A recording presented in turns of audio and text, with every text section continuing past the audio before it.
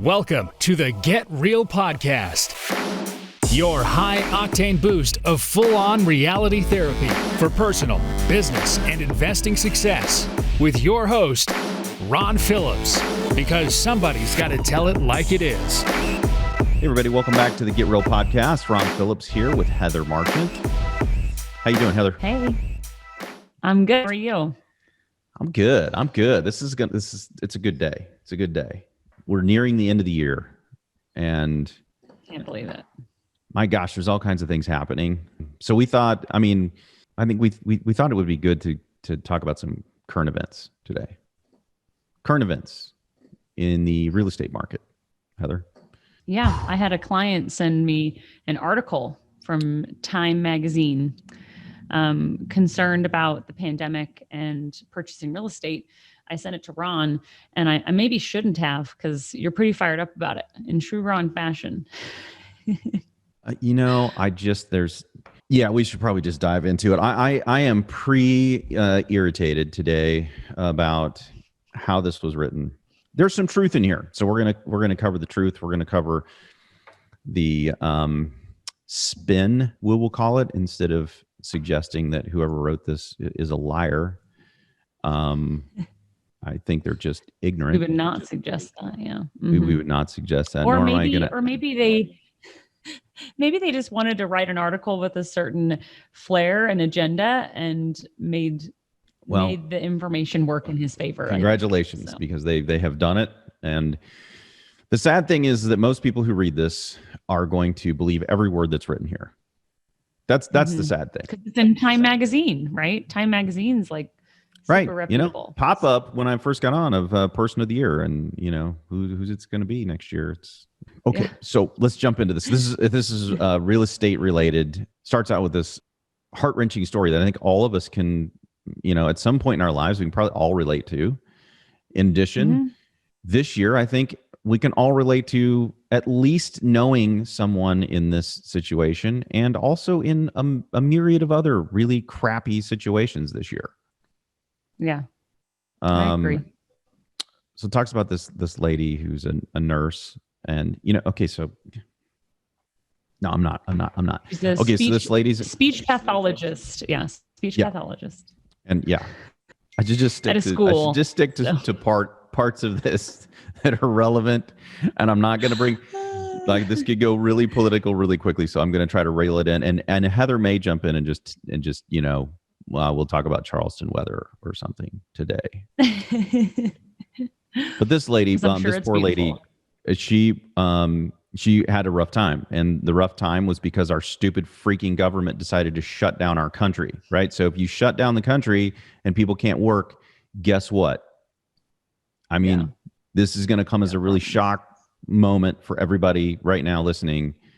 But if you take away people's ability to work, they then have an inability to work, which creates an inability to make money. I don't. I think everybody could have seen that one coming. Not rocket science. So this lady was barely making enough to cover expenses. She had, saved up enough money apparently to she was wanting to buy a house, which good for her. That's awesome, because what they say on here that they make is not that much, right?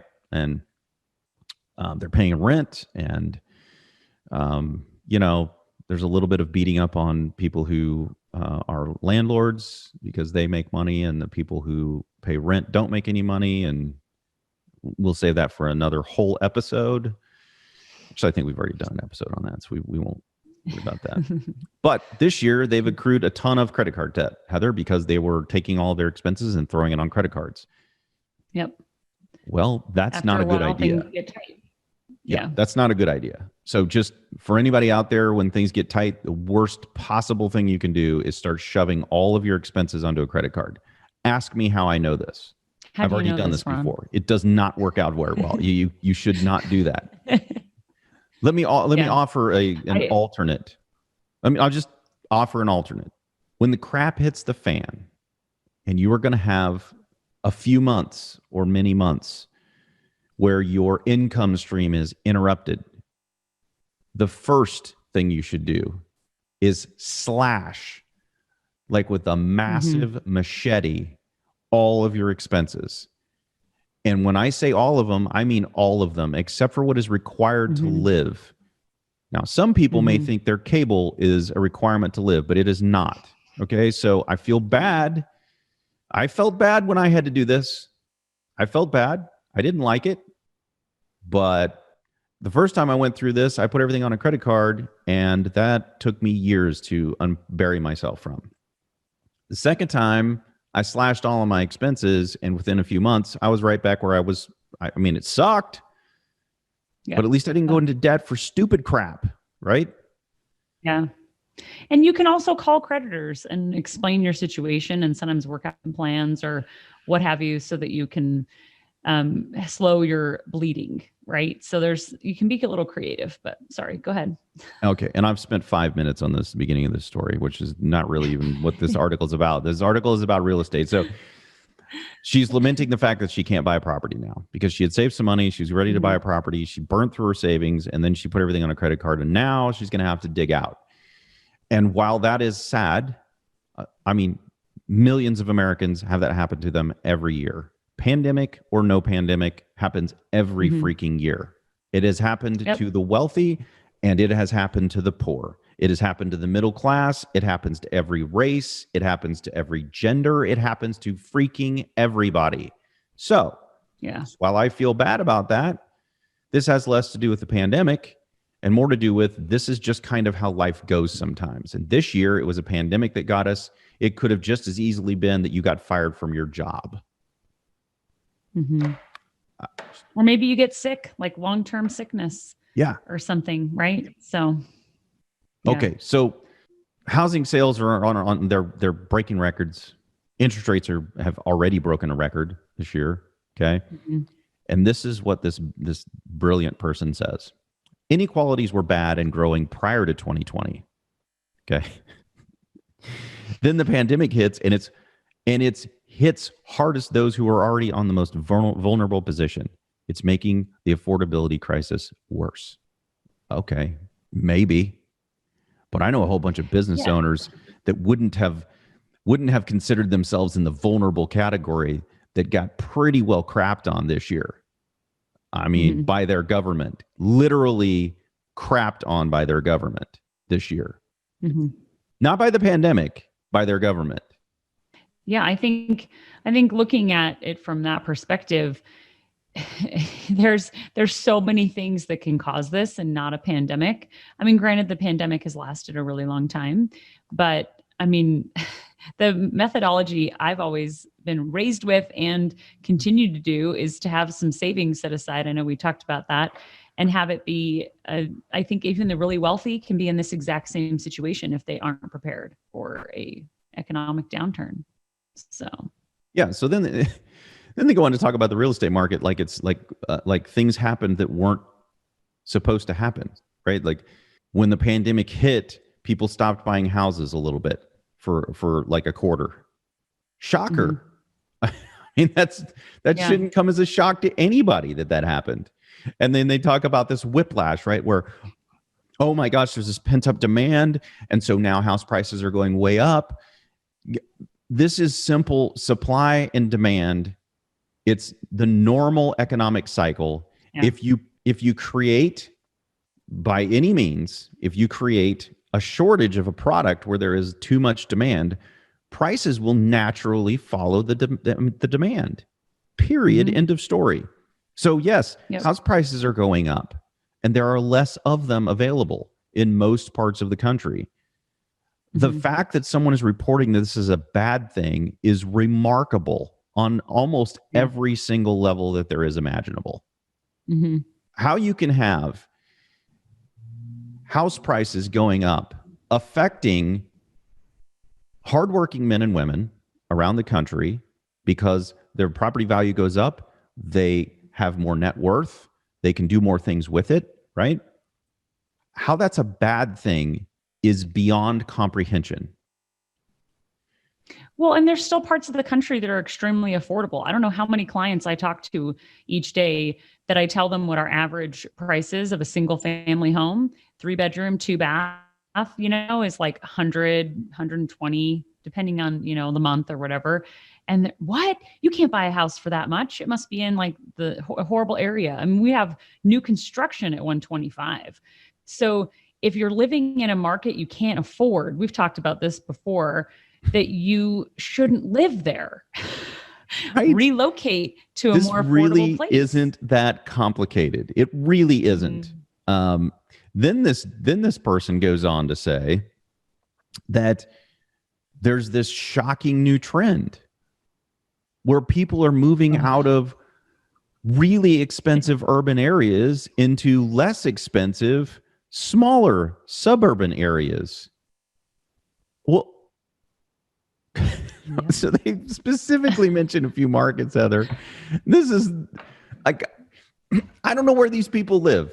I really don't know where reporters live. Like, they only live in Washington, D.C. and New York. Is it the only place these people live? And do they not realize that there is a huge country out there? They talk about this. They talk about this like they're moving from San Francisco, Seattle, and New York to Salt Lake, Louisville, Richmond, Virginia, places like that. Well, that didn't just start happening.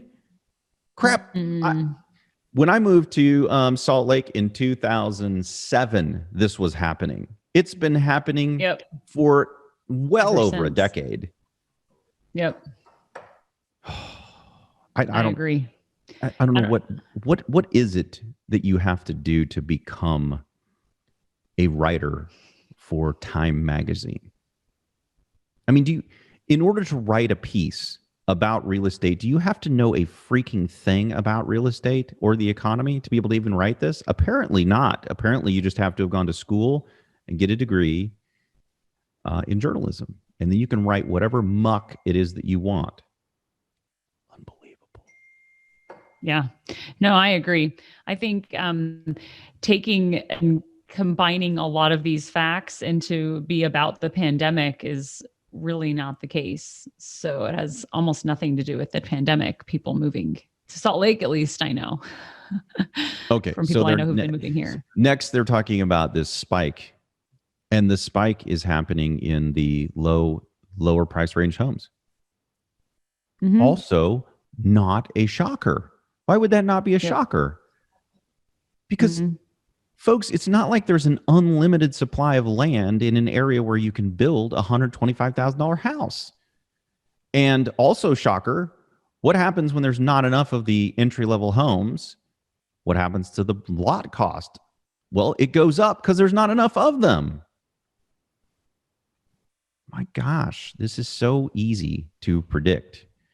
I think we said it on the show this year that real estate prices were not going to collapse this year. Did we not say that, Heather? Yeah, we did. Well, why is that?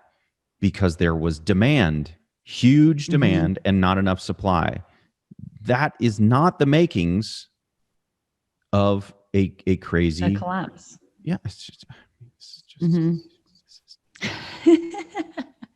I mean, even if you have a bunch of foreclosures, if you have people that want to scoop them up on the back end, they're not going to drop the prices that low, at least banks, if they're smart, right? If you got some foreclosures on, but you have a huge pent up demand for real estate, man, if you're smart, you just sell it at retail, right?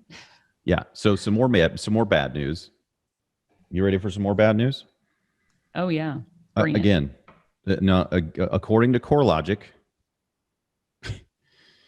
this is crazy because this is really crazy. I wanted you guys to be completely prepared for this. The latest data from the Federal Reserve Consumer Credit Panel shows that recent home buyers are among the most financially stable people in the country. 72% of mortgage loans last quarter were tied up to applicants with credit scores of over 760. Huh. Another shocker. People with good credit and who have money buy houses. I mean, that's so weird. Oh, I think it's been that way. Well, it should have been that way all along. So you should have to have money to buy a property. So just saying. And now we're going to get into you thought this was all funny so far. Some of you are laughing at this article and it gets worse. It just gets worse. because, and there's a point to this whole article. The point is, are we ready? As of 2017, the most recent year from which the Census Bureau data is available, homeowners had a median net worth of $269,000, while renters had a median net worth of $3,000. The pandemic has almost certainly exacerbated this gap. Probably because they blew through their savings. But net worth is not the same thing as savings. Yeah. So they have net worth. They have to be able to get the net worth to be able to spend it. And if you don't think this pandemic has hurt people of high net worth who were business owners, you're smoking crack. It absolutely has. Now, do they maybe have a little bit more money than the renters at $3,000? Yeah, probably they do. Probably they do. But they also probably have way larger overhead than I'm guessing that the tenant at $3,000 does. Slashing expenses as a business owner is usually cutting people, right? So if you consider that as well, that, those are harder expenses to just go ahead and slash, right? It's people's livelihoods. So, yeah. So the whole point of this article is that renters have been disproportionately hurt by the crisis. And that maybe that's true, but I don't see any data in this article that even comes close to proving that that's true. All I see in this article is what everybody with half of a brain already knew, and that is that homeowners, generally speaking, are better off financially than people who rent. And that's not even 100% true. Some people rent because they want to rent. Yeah. But of the people who they're obviously talking about here, that's going to be true almost every single time. And it's not a shocker that is the way that it is. And it's not anything that's abnormal this year. It's not. The renters that lost their jobs in 2008 during the financial crisis got hurt too. So did the guy at the big, huge banks that lost their jobs. They all lost a lot of money in the last downturn. But to suggest that this only hurts or substantially more so hurts renters than it does anybody else, there's little to no actual data in here that backs that up. Yep. So I agree. Point being, I guess, that these people can't afford to buy a house, and that somehow it's some kind of discrimination. Choose your discrimination, I guess. Choose your own discrimination. Somehow these people are being discriminated against, right? Because they can't come up with the down payment money. And I would just submit to everybody, look, an FHA loan, maybe you guys don't understand how FHA loans work, but an FHA loan, the percentage down payment is 3.5%. It's like, so low. So let's just go through the numbers really quick. It's 3.5%. Not only that, but the seller can pay up to, what is it? Like 2, 3, 4% for FHA loans? Yeah, it's higher. It's higher than 2. I think it might be 4%. Even if it's 2. Literally the money you have to come up with is nothing. Right? Let's talk about this really quick, because you were just talking about, even if we go into one of the poor areas, right? So we're at $100,000 house. If you can't come up with $3,500, and let me just ask this brilliant journalist at Time, should we be somehow affording a person who can't come up with $3,500 the ability to buy a $100,000 house? Should we really do that? Yeah.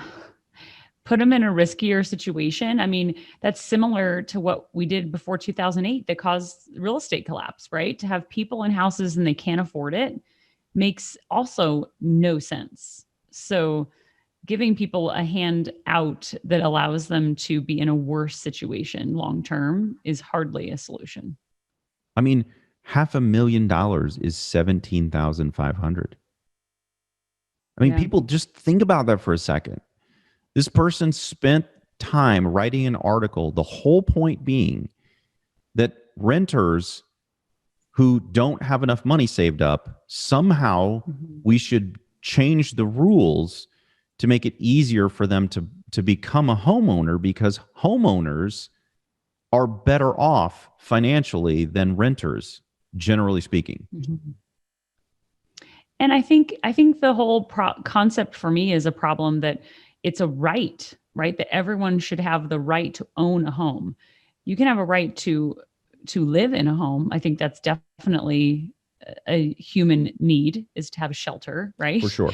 But to say that everyone should have the right to do it when they don't have the money to pay for it, it doesn't do them a service. I mean, we've talked about this with some of the financial aid resources that have been available with the pandemic, that it can put people in a worse situation. If they don't really understand what they're signing, it can put tenants in a worse financial situation to have a handout. So yeah, the loan product, what was the loan product that you declined? What was that called? Yeah, the EIDL loans, EIDL. That's right. That's right.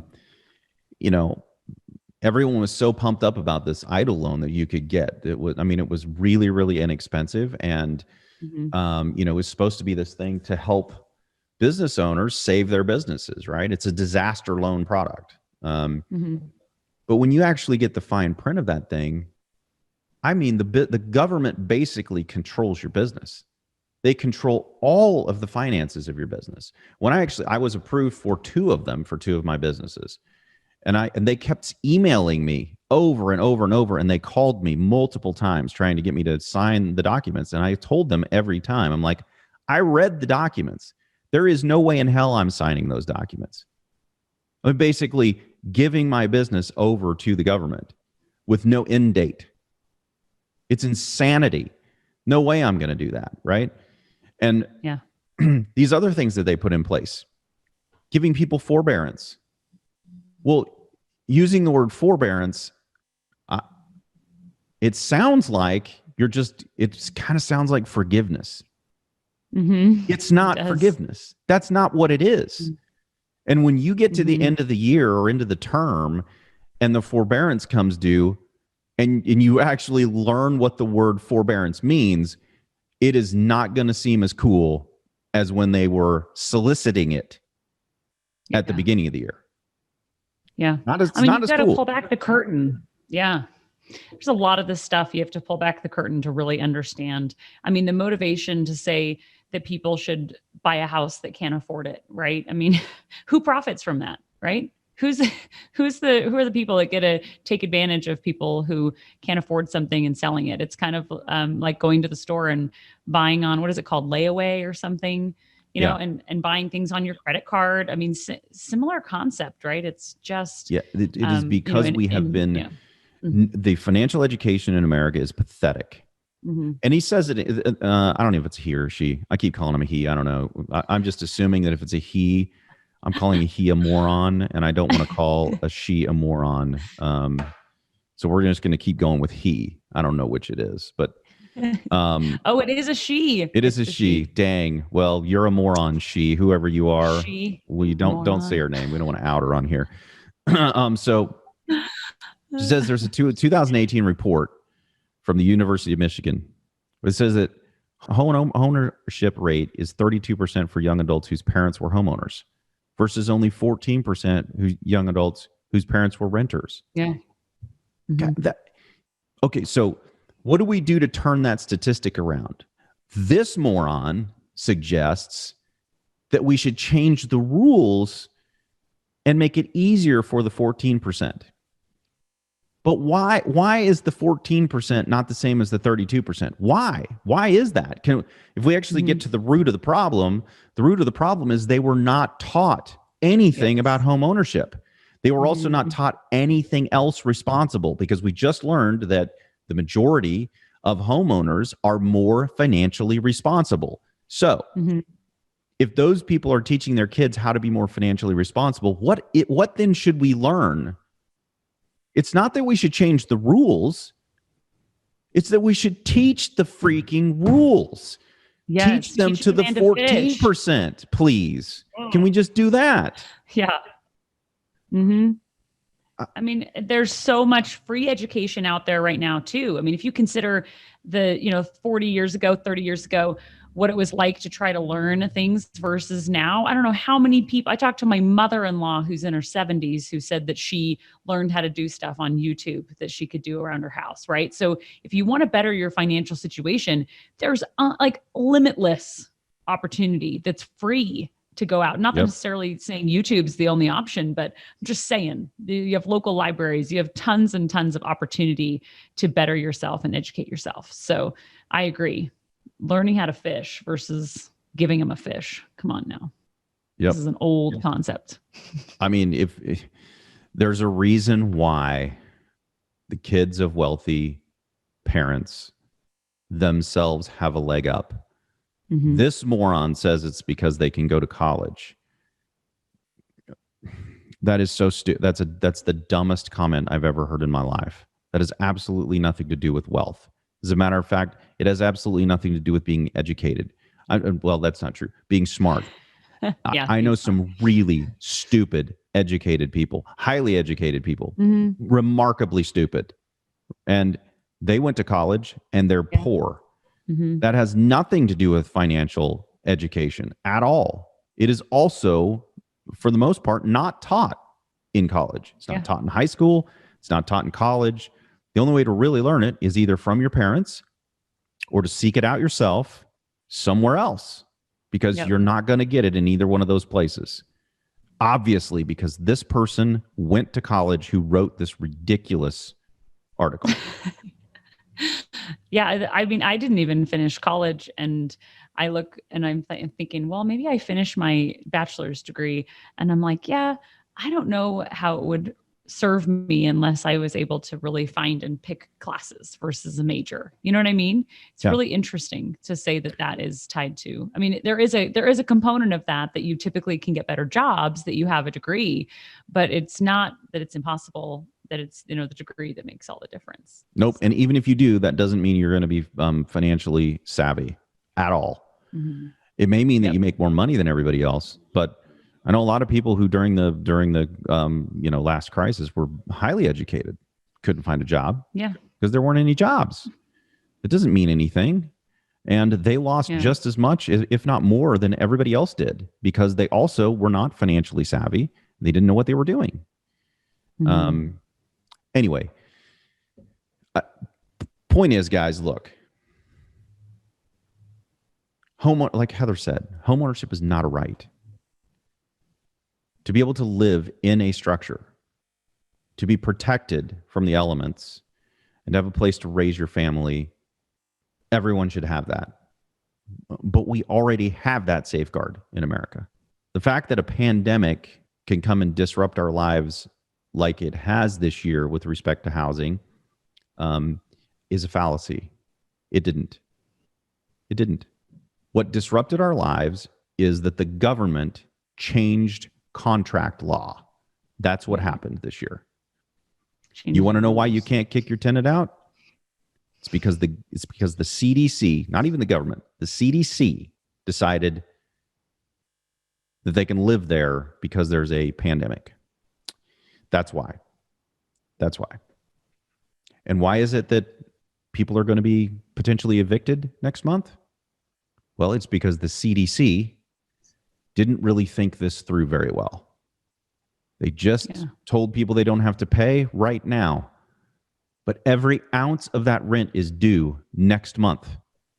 So all of these people who really didn't have an impact from COVID, but decided that it was going to be free rent because they didn't understand, are going to have a rude awakening next month.